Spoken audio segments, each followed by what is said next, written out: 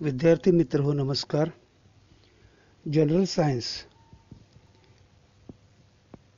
आज आपण प्रकरण 8 घेणार आहोत. Static electricity. Static electricity means स्थितिक किंवा स्थिर विद्युत प्रभार. या धड्यातील शब्द दिलेले आहेत, त्याचे अर्थ दिलेले आहेत, ते प्रथम लिहून काढा. त्यानंतर नोट्स पाठवत आहे PDF वर, ते लिहून काढा. त्याचा अर्थ आज समजावून घेऊया. हा धडा सराव करण्यापूर्वी आपल्या दैनंदिन जीवनातील काही उदाहरणं.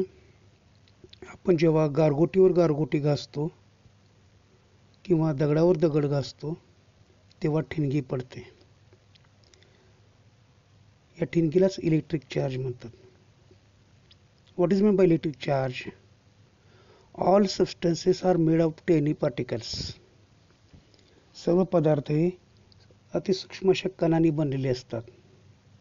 Electric charge is an intrinsic or internal property of these particles. म्हणजे विद्युत प्रभार ही त्या पदार्थाची आंतरिक प्रक्रिया आहे किंवा गुणधर्म आहे. This charge is always in hidden state. हा प्रभार हा त्या पदार्थांमध्ये लपलेला असतो, तो पदार्थावर दिसत नाही. Because two opposite charges, positive and negative, are present in equal numbers in all the substances. दोन प्रकारचे चार्जेस असतात, धन प्रभार आणि ऋण प्रभार. हे दोन्ही प्रभार सारख्या संख्येचे असल्यामुळं ते एकमेकाला दाबून ठेवतात किंवा लपवून ठेवतात. त्यामुळे पदार्थावर प्रभार कोणताही उरत नाही. म्हणजेच means the object is neutral. म्हणजेच तो पदार्थ हा उदासीन आहे, म्हणजे प्रभार रहित आहे. When these charges are unbalanced, subject become charged, positive or negative. म्हणजे अनबॅलन्स्ड का होतो? तर समजा या दोन पदार्थाचं एकमेकात घर्षण निर्माण झालं, तर घर्षणामुळं एका पदार्थावरचे चार्ज दुसऱ्या पदार्थाकडे जातात. त्यामुळे त्या पदार्थांवरील प्रभारामध्ये असंतुलितपणा येतो. त्यालाच म्हणायचं ती वस्तू प्रभारित झाली, म्हणजे चार्ज झाली. याचे एक्झाम्पल्स पाहूया. आकृतीमध्ये काचकांडी दाखवलेले आहे, it is called glass rod. आणि रेशीम वस्त्र दाखवलेलं आहे, त्याला म्हणजे silk cloth. Initially glass rod and silk cloth are in neutral state. सुरुवातीला काचेची कांडी आणि रेशमी वस्त्रे दोघंही उदासीन आहेत, त्यांच्यावर कोणताही प्रभार नाही. Wien glass rod is rubbed on silk cloth, some charges will get transferred from one object glass to another object cloth. जर काचकांडी रेशमी वस्त्रावर जर घासली तर काचकांडीवरील ऋण प्रभार हा रेशमी वस्त्राकडे जातो. त्यामुळे काचकांडीवर फक्त धन प्रभार राहतो आणि रेशीम वस्त्र ऋण प्रभारित होते. म्हणजेच दोन्ही पदार्थ हे प्रभारित होतात. As a result both the objects become charged. म्हणजे दोन्ही पदार्थ हे प्रभारित होतात. उदाहरण दुसरं बघा. Attraction of pieces of papers towards comb or plastic rule. म्हणजे कागदाच्या तुकड्यांचे कंगव्याकडे, प्लास्टिकच्या कंगव्याकडे किंवा प्लास्टिकच्या पट्टीकडे आकर्षित होणे. जेव्हा आपल्या डोक्यामध्ये कंगवा घासतो किंवा प्लास्टिकची पट्टी फिरवतो आणि हा कंगवा किंवा पट्टी आपण कागदाच्या कपट्यांवर जर धरली तर कपटे आकर्षित होतात. म्हणजेच घर्षणामुळे कंगव्यामध्ये किंवा प्लास्टिकमध्ये प्रभार निर्माण होतो. त्यामुळे त्या प्रभाराकडे कागदाचे कपटे आकर्षित होतात. Rubbed comb or plastic rule. Rubbed means घासलेला. Rubbed comb or plastic rule is in hair take near pieces of paper. घासलेला कंगवा किंवा प्लास्टिकची पट्टी हा कागदाच्या तुकड्यांकडे नेली असता pieces of papers are attracted towards that object. हे कागदाचे तुकडे त्या कंगव्याकडे किंवा पट्टीकडे आकर्षित होतात. Attraction and repulsion. Attraction means आकर्षण आणि रिपल्शन मीन्स प्रतिकर्षण. चुंबक पट्टीत आपण इयत्ता 7वीमध्ये पाहिलेलं होतं, 6वीमध्ये पाहिलेलं होतं. चुंबकाचा गुणधर्म, चुंबकाला 2 अग्र असतात, सजातीय आणि विजातीय. दोन चुंबकाच्या जसं सजातीय टोकांमध्ये प्रतिकर्षण असतं आणि विजातीय टोकांमध्ये आकर्षण असतं, त्याचप्रमाणे आकृतीमध्ये पहा, glass rod is suspended with a string, म्हणजे दोरीच्या साहाय्यानं काचेची एक कांडी अडकवलेली आहे. Another glass rod with charged or rubbed on silk is taken towards suspended glass rod. Two charges, like charges, repels each other. Means suspended glass rod म्हणजे टांगलेल्या काचेच्या कांडीला धनप्रभार आणि जवळ नेलेल्या कांडीला धनप्रभार असेल तर लाईक चार्जेस म्हणतात त्याला. Like charges repels each other म्हणजे सजातीय प्रभार एकमेकाला बाजूला ढकलतात.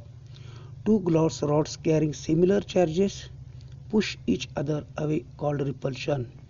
दोन काचकांड्यांमध्ये समान विद्युत प्रभार असेल तर त्या कांड्या एकमेकाला बाजूला ढकलतात. It is called repulsion. Another diagram shows one rod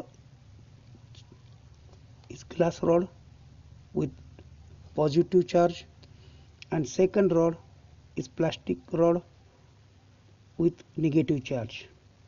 When these rods come together, two unlike charges attract each other. When plastic rod take near suspended glass rod gets pulled towards each other.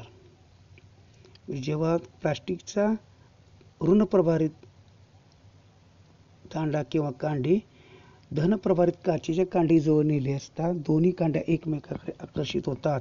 This is called attraction म्हणजे आकर्षण. दोन्ही आकृतीतून आपल्याला आकर्षण आणि प्रतिकर्षण दिसून येतं.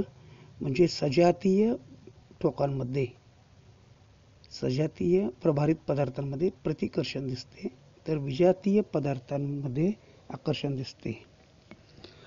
What is the origin of an electric charge. म्हणजे या विद्युत प्रभाराचं उगमस्थान कसं आहे. All objects are electrically neutral. आपणास सभोवताली दिसणारे सर्व पदार्थ विद्युतदृष्ट्या उदासीन असतात. When certain objects are rubbed against each other, म्हणजे हे पदार्थ एकमेकांवर घासले असता. The negatively charge particles on one object go to the other object. एका पदार्थावरील ऋण प्रभारित कण हे दुसऱ्या पदार्थाकडे प्रसारित होतात किंवा दुसऱ्या पदार्थावर जाऊन पडतात. The object to which get they go becomes negative charge. ज्या पदार्थांना ऋण प्रभारित कण मिळतात ते ऋण प्रभारित होतात. त्याचप्रमाणे similarly the objects from which the negatively charge particles go away. ज्या पदार्थाकडून ऋण प्रभारित कण दुसऱ्या पदार्थाकडे गेले तो go away becomes positive charge म्हणजे तो पदार्थ स्वतः धनप्रभारित बनतो. आकृतीमध्ये बघा, सुरुवातीला या दोन्ही पदार्थ हे न्यूट्रल आहेत. म्हणजे त्यामध्ये दोन्ही पदार्थांमध्ये धन आणि ऋण प्रभार हे समान मापाचे आहेत. जेव्हा हे 2 नंबरची आकृती बघा, हे पदार्थ एकमेकावर घासले असता ऋणकण दुसऱ्या पदार्थाकडे निघालेत आणि दुसरा पदार्थ ज्याच्याकडे ऋणकण आले तो ऋण प्रभारित बनतो आणि ज्याच्याकडून गेले ऋण प्रभारित धन प्रभारित बनतो. अशा प्रकारे वस्तू प्रभारित बनतात. एक वस्तू निगेटिव्हली चार्ज बनते आणि दुसरी वस्तू पॉझिटिव्हली चार्ज बनते. ही उदाहरणं आपल्या दैनंदिन जीवनातले, ज्याप्रमाणे आपण प्लास्टिकच्या खुर्चीवरती टावेलने जोरात झटकतो तेव्हा त्या प्लास्टिकच्या खुर्चीमध्ये प्रभार निर्माण होतो. आपण त्यावेळेला काय म्हणतो, खुर्चीला करंट बसला. म्हणजेच काय, तात्पुरती ती खुर्ची प्रभारित झाली. तर यामध्ये स्टॅटिक इलेक्ट्रिसिटी म्हणजे काय, तर पदार्थावरती घर्षण केले असता पदार्थाच्या विशिष्ट भागापुरते कण राहतात, प्रभारित कण राहतात. म्हणजेच तो पदार्थ ठराविक भागापुरता प्रभारित राहतो, म्हणजे स्थिर विद्युत प्रभार त्याला म्हणतात, स्टॅटिक इलेक्ट्रिसिटी. त्यामुळे ती वस्तू तात्पुरती प्रभारित. स्टॅटिक इलेक्ट्रिसिटी होण्यासाठी ती वस्तू नेहमी अधातू असावी लागते. म्हणजे अधातू म्हणजे non conductors, non metals. These are non-conductors of electricity. So the charge produced on the subject is only at a particular site. So it is called static electricity.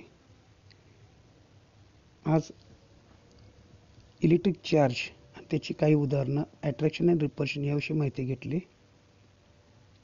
उर्वरित माहिती पुढील तासात घेतली जाईल. धन्यवाद.